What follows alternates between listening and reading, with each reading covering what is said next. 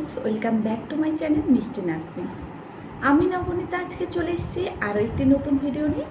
আজকে আমি দেখাবো বাচ্চাদের যে সদ্যজাত বাচ্চা জন্মের পরে কিভাবে নিতে হয়। বাচ্চা নেওয়ার ধরনটা দেখাবো এই কারণেই, কেননা যে সদ্যজাত বেবিরা রয়েছে তাদের কিন্তু এই যে ঘাড় রয়েছে সেই ঘাড়ের স্টেবিলিটি থাকে না। আমাদের যেমন এই ঘাড়টা আমরা সোজা করে রাখতে পারছি বা শুয়ে থাকলেও আমরা সোজাভাবে ঘাড় উঠাতে পারি, তো সদ্যজাত বেবিদের এই ঘাড়ের কিন্তু স্টেবিলিটিটা থাকে না।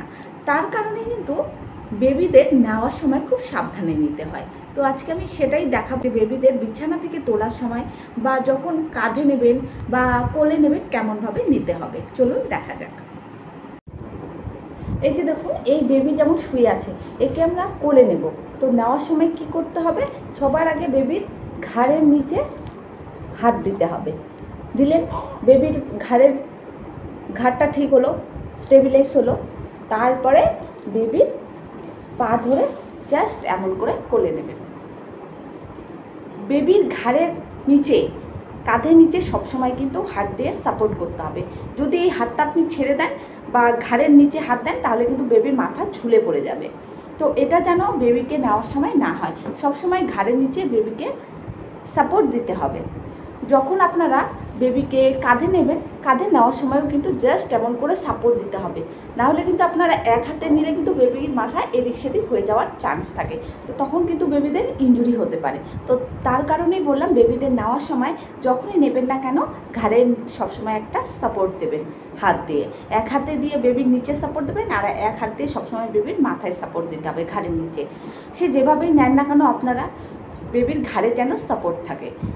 অনেকে রয়েছে যারা বলে যে বেবি নেওয়া আমাদের কাছে ইজি, তো আমি বলবো বেবি নেওয়াই কিন্তু সবথেকে কঠিন কাজ। কারণ বেবিদের ঘাড়ে যেহেতু কোনো স্টেবিলিটি থাকে না, তার কারণে কিন্তু বেবিদের এই ঘাড় যাতে এদিক সেদিক না হয়, তার কারণে কিন্তু বেবির মাথা নিচে সবসময় সাপোর্ট দিতে হয়। আর বেবিদের এই ঘাড় শক্ত হতে কিন্তু টাইম লাগে। আমরা যেমন ঘাড় যেদিক সেদিক ঘোরাতে পারি, বসে থাকতে পারি, বেবিরা কিন্তু তা পারে না। তো বেবিদের ঘাড় শক্ত হতে কিন্তু টাইম লাগে।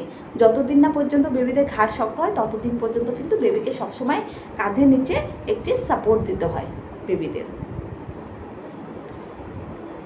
তো তাহলে বোঝা গেল কেমন করে বেবিদের নিতে হবে। তো আজকে এই পর্যন্ত। যদি ভিডিওটি ভালো লাগে অবশ্যই কিন্তু লাইক, শেয়ার, কমেন্ট এবং সাবস্ক্রাইব করতে ভুলবেন না। ভিডিওটি কেমন লাগলো অবশ্যই কিন্তু আমাকে কমেন্ট করে জানাবেন। তাহলে আজকে এই পর্যন্তই, দেখা হচ্ছে নেক্সট দিন নতুন কোনো ভিডিও নিয়ে।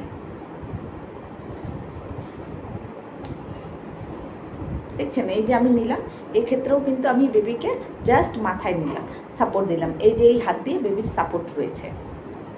তো এভাবেই কিন্তু আপনারা বেবিদের যখনই বা বিছানা থেকে তুলবেন বা ঘাড়ে নেবেন বা কোলে নেবেন, তা সবসময় কিন্তু বেবিদের এইভাবে ঘাড়ের নিচে সাপোর্ট দিতে হবে।